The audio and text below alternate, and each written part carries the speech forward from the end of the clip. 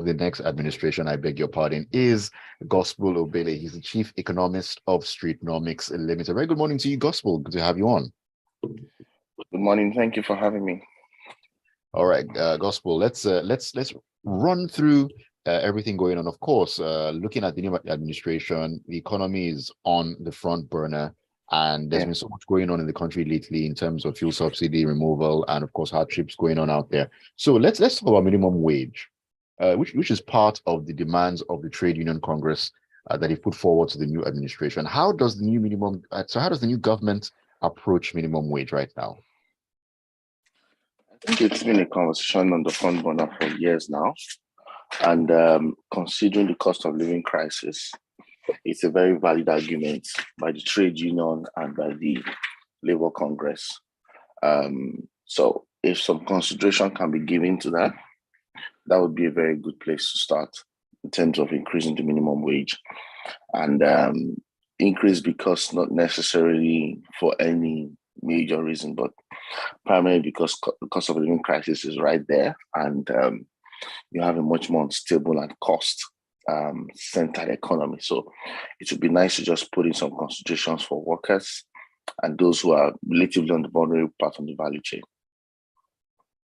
Okay, now, of course, looking at inflation, which is galloping, I think about 22% in April, how do we approach the minimum wage in the future? Because, okay, we can say, let's increase the minimum wage, but inflation is going to bite into whatever increase is going to happen. Is it going to make much of a difference? It's nice for them to increase the minimum wage now. I strongly support that. However, there's need to urgently deal with inflation because inflation in Nigeria has constantly been on the rise for about 3 years now. So technically would mean that the current administration has to focus on dealing with inflation from a structural angle than just whipping up interest rates and all that. So dealing with it from a structural angle would mean shoring up local production, encouraging local consumption, strengthening the value of the currency, and developing markets to a large extent. So once you begin to look at it from a structural standpoint, you can tame inflation more sustainably. And you don't necessarily have to always increase minimum wage when inflation is going high as well. So tame inflation more structurally. There has to be a reform-led approach to inflation. And that would help us to sort of, begin to manage the excesses around the cost of living crisis, which again, is the core reason why people are asking for more minimum wage. However, I support the idea of more minimum wage. All right, interesting. Now, let's look at the poorest of the poor Nigerians. Of course, we know that a number of Nigerians are living in abject poverty. Now, do we continue the welfare distribution of 5,000 naira to that set of Nigerians, or is there just a better way to do this? I mean, again, we've got to a position where we need to start dealing with that situation or challenges more structurally. 5,000 naira to the poorest of the poor may be a necessary relief, as a social benefit program. But then again, it's not sufficient. So we need to deal with what makes the poor poor and what keeps the poor poor. Just once we can begin to deal on those two core fundamental blocks. And let's not forget that the poor is not necessarily poor. There's a lot of there's a lot of wealthiness in the hands of the poor, just that we've not been able to unlock it properly. So dealing with, for instance, take food production and the supply side of the food value chain, realize that the poor has a lot to offer. It's just that they're still playing very subsistence and all that. So how do you create social intervention initiatives that are a lot more sustainable and supporting the poor to play an active role in the economy, and you're looking at that from a more sustainable angle than just providing 5,000 naira. So it technically means that our social intervention initiative have to be more mature than what it currently is.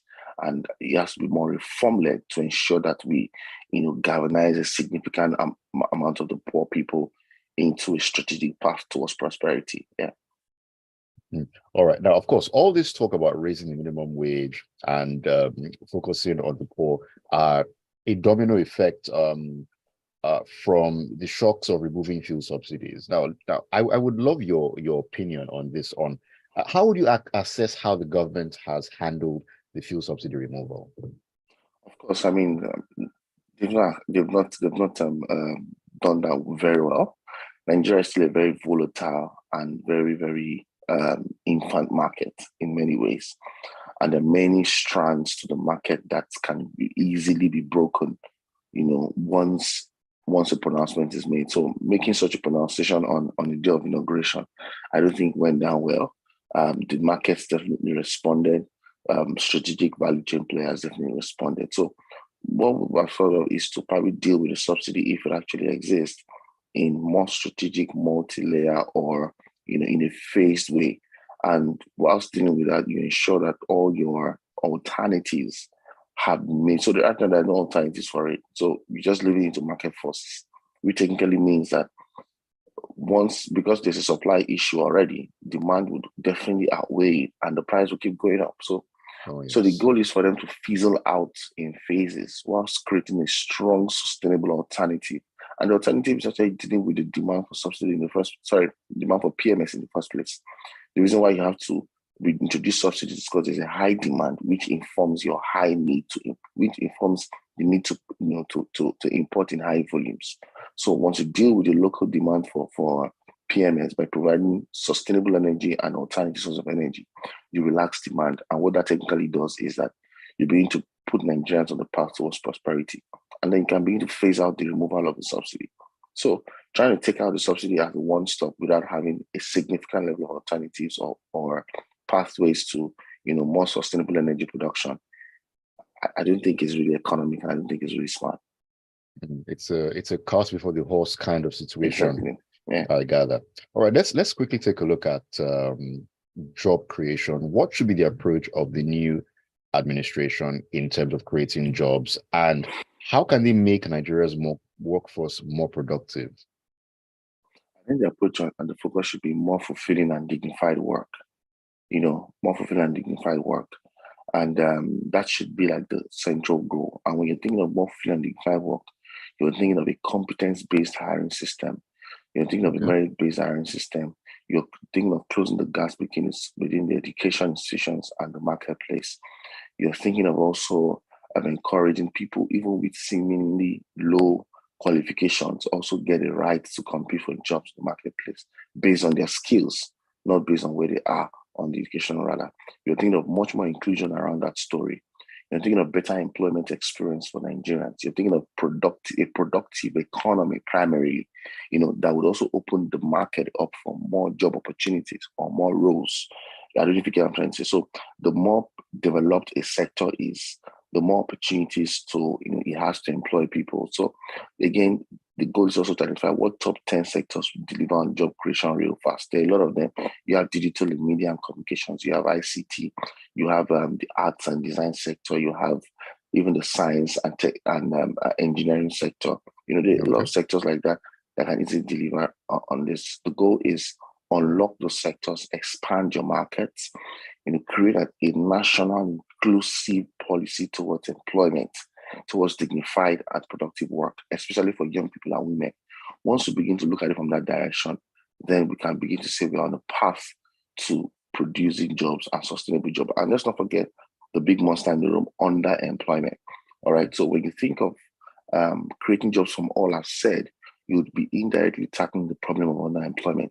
Underemployment happens when people feel like they're underpaid at their skill level, or they are not being maximized based on their skill level. All right. So how do we tackle both? And so that you don't have a growing team of young people or young population who are grossly underutilized and underemployed. And also the informal sector, all right, unlocking employment prospects in the informal sector to ensure that, more guidelines and regulations are there to help for work. All right. So much for this new administration to do in terms of stabilizing the economy and, of course, getting the country back on track. Thank you so much, Gospel Obele. Gospel Obele is the chief economist of Streetnomics Limited, and we've been looking at the economic direction of the next administration. Thank you so much for joining me on Business Express this morning. Thank you for having me as well. Thank you. All right. Do have yourself a great day. And you too. All right, and that's all the time we have on Business Express. So much more to look forward to on the Smooth Breakfast. Great music for you. And at 7:30, we will be diving into the dailies, taking a look at the headlines and stories that are making the rounds on Freshly Pressed. Stay with us and keep listening to Smooth 98.1.